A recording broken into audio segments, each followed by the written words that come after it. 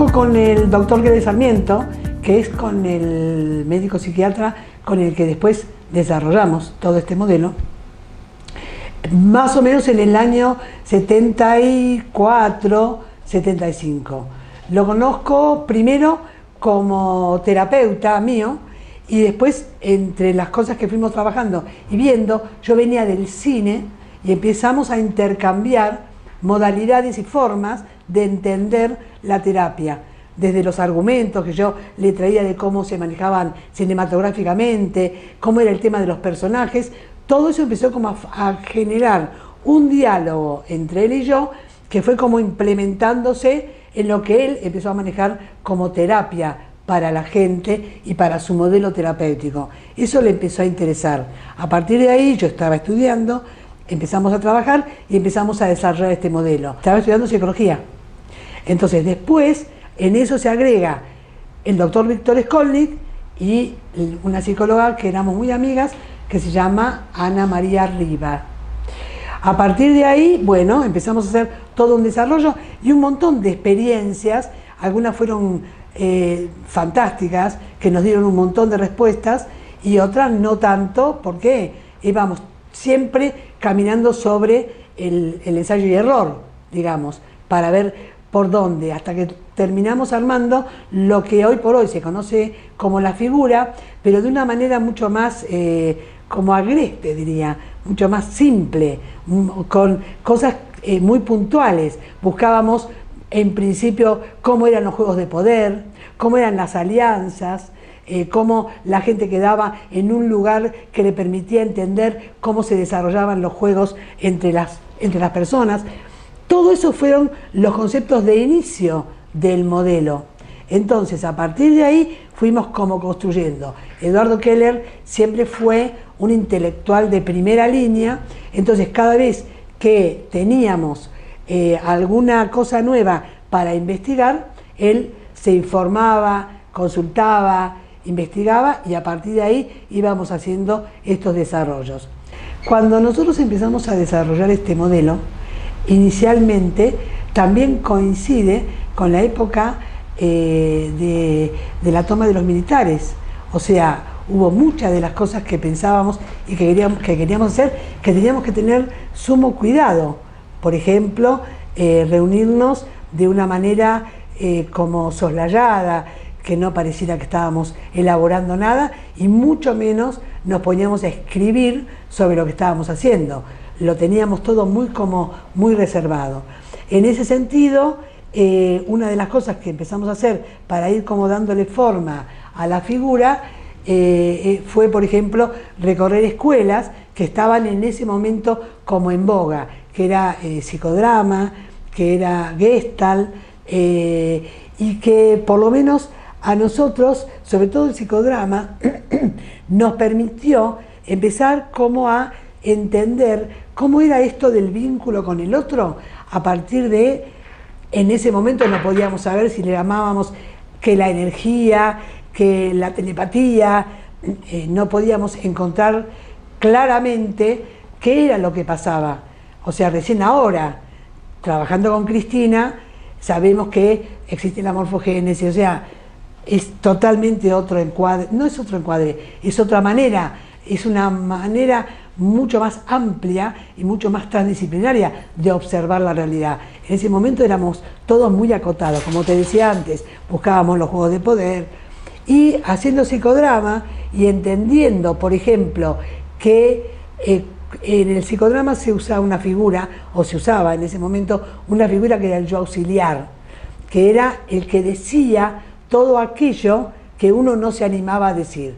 Ese yo auxiliar lo hice yo varias veces hasta que pudimos entender y lograr que la gente se pusiera en condiciones de poder empezar a decir lo que pasaba y cómo lo pasaba.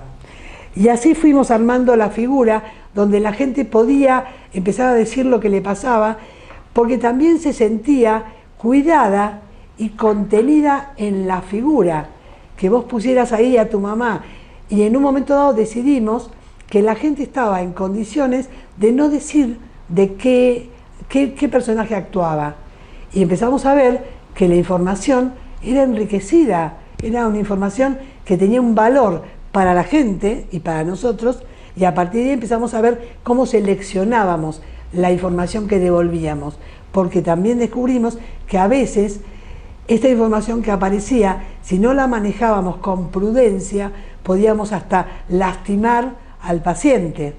Y así fuimos como perfeccionando. Hubo otras personas importantes dentro de lo que nosotros hacíamos, gente que hacía psicodrama y Gestalt, que creían, en un momento dado, creyeron que éramos telépatas. O sea, absurdo, no éramos telépatas, no tiene que ver con eso, tiene que ver con otras cosas que ahora después vamos a explicar. Pero pasaban esas cosas. También nos echaron de determinados hospitales que fuimos a ensayar. Fuimos al Borda, por ejemplo, hicimos una tarea que es muy loco, pero que los internados en el Borda sabían mucho más de lo que estaba pasando que los terapeutas que estaban ahí, que no podían entender. O sea, los esquemas acotados en los que la gente fue, digamos, desarrollando su profesión, no les permitía salir de ese tipo de encuadres. En cambio, la gente internada se daba la libertad de decir lo que veían, y lo que veían tenía mucho más que ver con lo que estaba ocurriendo de verdad. Es un poco eso, y así fuimos levantando, perfeccionando, corrigiendo, cambiando modos de presentación de la figura, de selección de la gente, y siempre, cada vez más, como hacemos hoy por hoy, con el mayor cuidado de la información que aparece, porque aunque parezca muy raro, la información que aparece en la figura es altamente movilizadora de la gente. Y si el terapeuta no tiene el cuidado de seleccionar la información que brinda, la gente, yo creo que hay como algunas corrientes que pasa eso, la gente se va movilizada y no sabe qué hacer con esa movilización.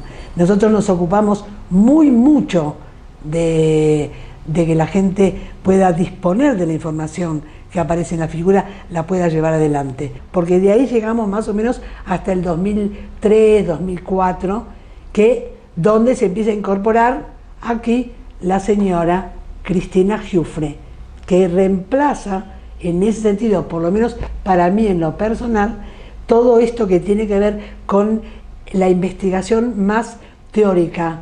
Fue ella la que le empezó a dar todo otro sentido, no otro sentido, me equivoco, le empieza a dar un sentido mucho más amplio, mucho más transdisciplinario a la tarea que yo venía haciendo con el doctor Keller, que en un momento dado se abre de nuestra investigación y que, bueno, nosotras lo seguimos llevando adelante. Entonces ahora quería que ella contara cómo nos conocimos y a partir de qué momento empieza a interesarse en lo que hacíamos. Conozco a Estela Caserta y a Eduardo Keller en 1994. Yo estaba trabajando en una comunidad terapéutica, nos ocupábamos de la rehabilitación de adictos y alcohólicos. Lo significativo es que creíamos trabajar en grupo desde la modalidad que habíamos aprendido, que era una suerte de individuales en compañía de otras personas. Cada uno decía lo que sentía. Bueno, cuando conocemos a Eduardo y a Estela, aparece otra manera de abordar las problemáticas psicológicas y biológicas, que fue lo que a mí me sedujo. La primer propuesta fue deconstruir la concepción individual de la salud y de la enfermedad. Propusieron una línea totalmente novedosa, que era pensar las condiciones sociales de producción del funcionamiento de las personas, especialmente en ese momento el alcoholismo o las adicciones en general, y que disponían de una metodología llamada figura para hacer justamente un trabajo de tipo grupal, donde la gente podía dramatizar de alguna forma anécdotas de su vida sin saber qué personajes representaban, y circulaba un montón de información que jamás habían aparecido en las terapias individuales o grupales. Porque estábamos investigando sobre HIV y Fabián Chioso, que era el director de la comunidad, lo busca a Eduardo justamente porque trabajaba en adicciones y la problemática del HIV y las adicciones estaba íntimamente relacionada. Entonces desde ahí fuimos a la comunidad que dirigía él, y ahí nos conocimos con Cristina. Fueron momentos muy complejos porque no se sabía nada respecto de esta supuesta patología, solamente sabíamos que se trataba de un trastorno inmunológico, pero lo más interesante fue cuando aparecieron conceptos, por ejemplo, ligados a esto de las condiciones sociales de producción de la salud y la enfermedad, el concepto de inmunidad social. Cuando una patología que todavía no está explorada, pero genera estragos, recuerden que primero se llamó la peste rosa y estaba asociada a la homosexualidad. Luego quedó absolutamente ligada al compartir de las jeringas y la supuesta promiscuidad en la vida, o sea, siempre ligada a cuestiones de orden de lo moral, invisibilizada, ¿no? Obviamente. Entonces, cuando conocemos a Eduardo y Estela, que plantean investigar el trastorno del HIV desde otro lugar. ¿Por qué? Porque en ese momento solo se acompañaba a las personas diagnosticadas a un buen morir. O sea, la mayoría de los chicos de la comunidad tenían entre 15, 16, 20 y pico de años. Y la realidad es que ninguno de nosotros estábamos dispuestos a acompañar al buen morir a estos jóvenes llenos de posibilidades y de vida que hacían años que estaban trabajando para tener un proyecto de vida digno, ético, y salir de sus problemas de adicciones. Así que cuando escuchamos la posibilidad que se podía desarrollar una inmunidad social que generara una colaboración al sistema inmune de la gente, nos pareció maravilloso. Y así fue como empezamos a linkear la organización social de las personas con la organización biológica. Inédito porque la biología estaba escindida de la psicología y de la psicología social, con lo cual el planteo de poder empezar a integrar las condiciones biológicas, psicológicas y sociales fue lo que nos permitió un lugar de anclaje para poder colaborar en cómo generar condiciones para que las personas pudiesen revertir el problema inmunológico. Sin vacunas, sin cóctel, sin nada, porque en general nos trabajamos con personas de bajos recursos a quienes no llegaban estas posibilidades. Y tuvimos la experiencia maravillosa de que ninguno de nuestros pacientes murió, ninguno. Y todos generaron una mejora clínica y muchos se negativizaron. Cuando empezamos a pensar justamente el trastorno autoinmune como una problemática no de índole biológica, sino compleja, en ese momento se empezaba a hablar de la psiconeuroinmunobiología y nosotros le agregamos a eso lo social.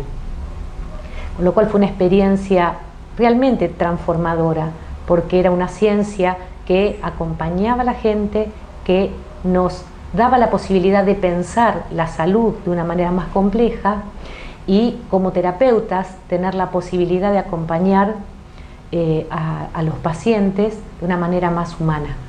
Resultó ser que la gente con proyectos de vida ligados a espacios sociales tenía posibilidad de sanar las problemáticas que en principio no eran curables. O sea que lo novedoso del modelo tuvo que ver con transgredir los límites de los diagnósticos que iban asociados de una fecha de vencimiento. Sí. De hecho, Estela nos ha acompañado a los hospitales que llevábamos a los chicos, que les evaluaban en el CD4 y los médicos decían, bueno, este chico ya está muerto. Y no, estaban con nosotros, los chicos empezaron a tener una involucración distinta, a no asustarse con los diagnósticos y la semiología médica, ni el suponer que no había posibilidad de revertir.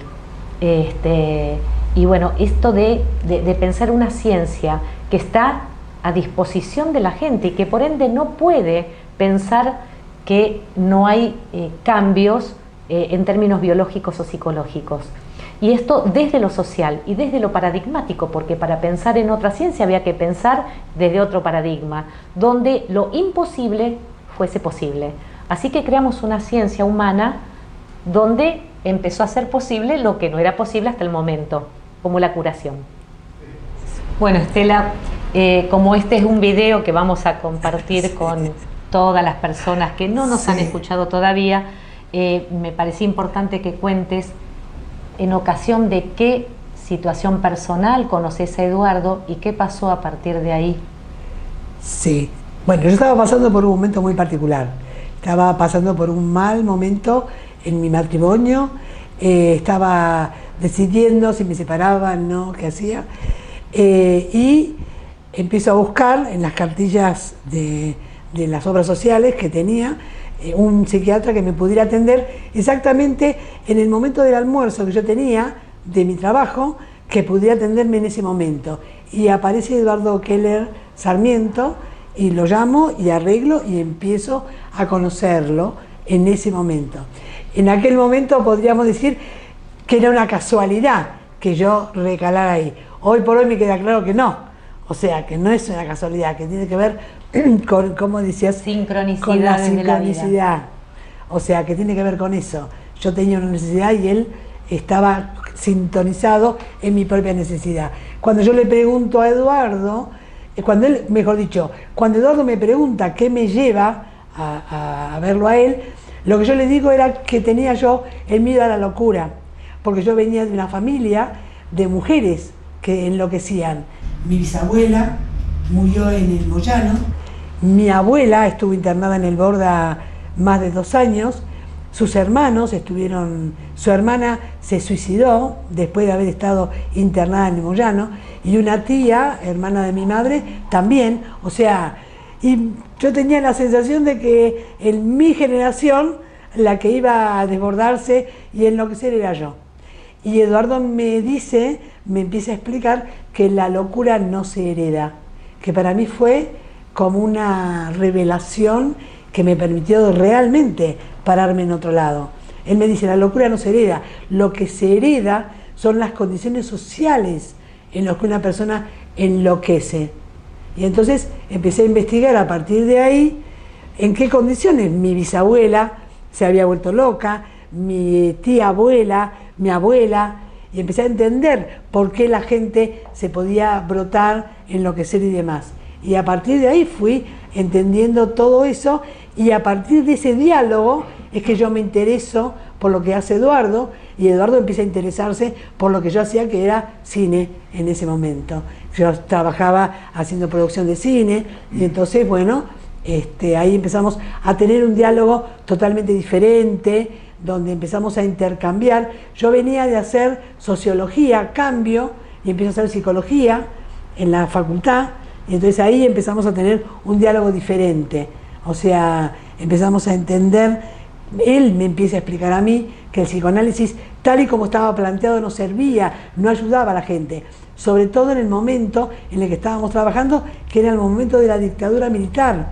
Entonces él me explicaba y yo podía colaborar con él en eso, de que los chicos que estaban militando corrían un riesgo de vida innecesario por las condiciones sociales en las que estaban inmersos. Y los padres no podían manejarlo porque no terminaban de entender en qué condiciones estos chicos terminaban donde terminaban. Entonces, bueno, a partir de ahí es eso, él empieza a explicarme que lo fundamental en todos los casos, en el mío con respecto a la locura, en estos chicos con respecto a la política y demás, tenía que ver con las condiciones sociales en las que se vivíamos, que hoy con Cristina le llamamos las condiciones sociales de producción. Mi aporte tiene que ver, en principio, yo empiezo, así como Eduardo me empieza a mostrar esto de las condiciones sociales para la generación, yo le empiezo a mostrar también cómo la gente funcionaba como si fueran personajes de una película o de una obra, con una línea determinada que se aprendían en un determinado momento, y que encima en el cine, con las ediciones, que ahora se llama ediciones, en aquel momento se llamaba compaginación, uno le daba todavía más sentido a la direccionalidad. Y estos personajes terminaban llevando una línea donde podían hacer determinadas cosas que no estaban ni siquiera determinados por lo que sería su libre albedrío, sino era por lo que el director decía. Entonces, a partir de ahí empezamos a preguntarnos, por ejemplo, a si uno no podía ser el director de su propia obra, que era su propia vida. ¿Cómo podía ser? ¿Con qué tenía que contar una persona para poder ser el director de su propia obra, de su propia vida? ¿Qué decisiones? Porque en el cine todas las decisiones las toma el director, el iluminador, o sea, no hay nada librado al azar o que quede librado a la persona que está jugando un personaje. El personaje tiene una direccionalidad, que se muere cuando le dicen, que se ríe cuando le dicen, que lo tiene que llevar de la manera más natural posible. Pero en la vida empezamos a entender que esto podía uno empezar a determinarlo desde sí mismo, pero para eso tenía que empezar a entender en qué lugar, de qué manera, qué tenía que saber esa persona de su vida para poder tomar esas decisiones. Y a partir de ahí, como simultáneamente con eso veníamos recorriendo diferentes escuelas, empieza a aparecer, por ejemplo, que empezamos a separarnos de la Gestalt y del psicodrama. Y empezamos a ver que la gente tenía un quantum de información acerca de lo que hace, de cómo lo hace, pero la gente no se podía hacer cargo de que cada cosa que veía era una construcción que se hacía a sí mismo. Todo el tiempo pensaba que le venía de afuera, como los actores en el cine, ¿se entiende? Entonces, a partir de ahí empezamos a poder mostrar cómo lo que uno va haciendo en la vida te permite desarrollar una línea que la elegís vos, que la podés cambiar, que es absolutamente reversible, que la podés transformar. Y en ese contexto y en esa línea está lo que trabajamos hoy con Cristina, que es los modos de enfermarse. La gente se enferma en esta incapacidad que tenemos a veces de definirnos de lo que queremos ser, de cómo queremos ser, de cómo queremos accionar, cómo queremos actuar. No toma la vida que está llevando adelante como una decisión propia y personal. Cree que la vida a mí me pasó cuando me ocurrió y no sabe que lo que ocurrió tiene que ver con un lugar y un desarrollo que viene haciendo él, la persona. No se hace cargo de que tomó decisiones, de que fue en determinada línea, y además, si lo hiciera, podría darse cuenta que aunque en ese camino que tomó, que decidió tomar, no le fue como esperaba, lo puede transformar.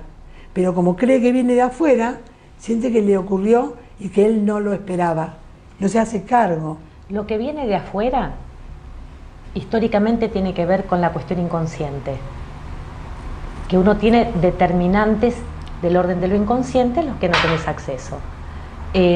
Cuando hablamos de condiciones sociales de producción, está más ligado al inconsciente colectivo de Jung. Sí, señor. Solo que nosotros hemos podido, después de mucho tiempo de trabajo y de investigación, con la metodología de la figura, encontrar un modo más acotado y local de entender cómo se diseñan las condiciones sociales de producción y qué aspectos de esas condiciones nos afectan. La manera de ver, de sentir, de pensar. De responder. Porque el espacio está lleno de información. Y esto es algo que dentro de la ciencia... Esto es, para mí, perdón que te interrumpo, pero para mí fue la revelación. Empezar a hacerme cargo y darme cuenta de que el espacio está lleno de información y que la figura condensa y pone en evidencia esa información, fue lo que a mí, el aporte que Cristina me hizo volar la cabeza y me permitió poder seguir en esta línea que ella propone. Nosotros antes trabajábamos sobre la gente. ¿Y qué te pareció? ¿Y qué viste? ¿Y qué crees que le pasa a él? Y no trabajábamos sobre toda la información que se va condensando dentro de estas figuras. Todo todavía tenía mucho viso de individual, no como ahora, que es una lectura completa que hace a la información que está circulando, porque aparte, hoy por hoy, Cristina te lo puede explicar muchísimo mejor, la gente lo ve, la gente lo toma, se da cuenta, que es lo que nos permite hacer lo que hacemos con la figura. Decir que el espacio está lleno de información es algo que la física cuántica viene a corroborar. Sí. Que aquello que está en el plano de lo no visible condiciona la materia observable. Con lo cual, poder dar cuenta que uno no tiene ese determinante dentro de sí en el inconsciente individual, sino que formaba parte de un quantum de información entrelazada en el espacio concreto. Entonces, poder entender cómo un supuesto director de obra, que puede ser la propia restricción literaria, las historias que nosotros nos contamos, nos impedían entender qué estaba pasando situacionalmente, porque este es el otro concepto que aparece, que es el análisis en situación, o sea, sí, cómo uno funciona momento a momento en cada espacio social donde esté. Cuando Estela hace mención a la época en que conoce a Eduardo, si bien yo conozco a Estela muchos años después, una de las anécdotas que a mí me impacta muchísimo es cuando contaban qué pasó con muchos de los jóvenes que en la época de la dictadura pasaron a la clandestinidad. Personas que tuvieron que cambiar su narrativa de vida, sus historias de vida, porque pasaron a ser otras personas, con otras identidades, con otros vínculos, otros padres, dejaron de tener las patologías orgánicas que tenían cuando formaban parte de la historia anterior. Entonces, es muy fuerte entender que hay otras maneras de pensar la salud y que está muy ligado a las condiciones en las que uno vive, a las historias que nos contamos, y la ciencia también es una historia que se cuenta. Y si nosotros creemos que las problemáticas son individuales y que el inconsciente es individual y que no hay información en el espacio que transitamos, entonces todo quedaba restringido a una cuestión más singular. Tal cual.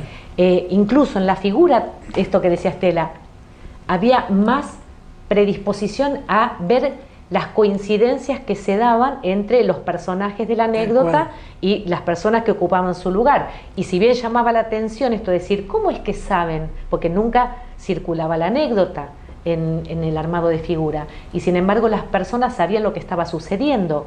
Por eso de inicio el concepto que aparece dentro del marco de investigación fue el del fenómeno de Tele de Moreno. Tal cual. Que si bien Moreno en relación al psicoanálisis implica una revolución porque él incluye el cuerpo y logra revolucionar, o sea, pasamos del diván a un cuerpo en actividad y a un vínculo concreto. Moreno decía que había que evitar en el espacio terapéutico lo que se llama transferencia. Decía que la transferencia era una restricción del vínculo real. Y que justamente en el espacio grupal tenía que aparecer el otro con su cuerpo, el otro con sus sentires, el otro con sus pensamientos, y que no podía desaparecer en tanto objeto de proyección mía. O sea, aparece todo un nivel de complejización. Sin embargo, nosotros empezamos a entender que no es que yo observaba algo del orden de lo real del otro y que por eso jugábamos una suerte de telepatía donde entendíamos qué estaba pasando, sino que había información en el espacio que teníamos que aprender a leerla. Si uno tiene la mirada recortada y solamente ve los objetos en el espacio, no ve el fondo, que da sentido a los objetos que se recortan. Tal cual. Con lo cual, cuando aparece la posibilidad de pensarnos, erigirnos directores de nuestra propia obra, implica dejar de pensarnos en términos de personalidad y empezar a pensarnos en términos de personaje. Relativizar el peso de la historia personal, porque, como decía, cuando los chicos que pasaron a la clandestinidad cambiaron sus historias, también cambió su biología. Entonces, ¿cómo se explica eso? ¿Cómo se explica una remisión espontánea con los chicos portadores? ¿Cómo se explica una transformación, también una remisión espontánea dentro de el mismísimo Che Guevara? Tal cual. Era una persona asmática. Cuando empieza a definir su rol social, su condición de salud se transforma. O sea, ¿cómo es esto? Que tenemos nuevas condiciones de salud en función de los nuevos espacios que circulamos, con nueva información, con la posibilidad de dirigirnos, las transformaciones que uno va haciendo a lo largo de todo eso. ¿Cómo uno se va transformando? Entonces nos preguntamos si el yo, sí, pensado desde la psicología, no terminaba siendo una jaula de restricción autorreferencial, donde nos definíamos en función del pasado, nos determinaba nuestro aparato psíquico los primeros años de vida, y entonces eso era una suerte como de restricción con la que íbamos a tener que lidiar. Por eso entendimos que necesitábamos revolucionar el paradigma científico y fundamentalmente complejizarlo con otras disciplinas. Por eso aparece el arte, por eso aparece la historia y fundamentalmente la epistemología de la ciencia. ¿Por qué? Porque empezamos a entender cuáles eran los fundamentos científicos que nos restringían la posibilidad de lo que queríamos lograr. Sí. Una remisión espontánea para la ciencia positivista es una excepción. Una remisión espontánea para nosotros es la regla, no es la excepción. Tal cual. Bien.